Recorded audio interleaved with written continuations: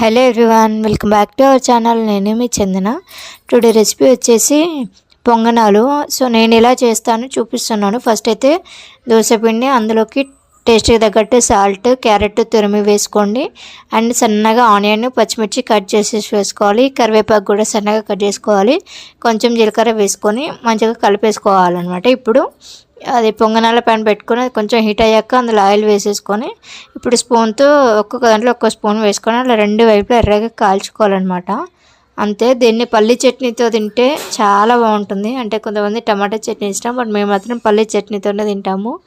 2 days వరుసగా దోశ తిన్నాక third day అంటే మళ్ళీ బోరు కొట్టేస్తుంది కదా, అందుకోసమని ఇలాగా అంటే అందులోనే క్యారెట్ అవన్నీ వేసేసి చేస్తానన్నమాట. అంతే, మన పొంగనాలు రెడీ. దీన్ని పల్లి చట్నీతో మాత్రం చాలా బాగుంటుంది. ఒకసారి ట్రై చేయండి.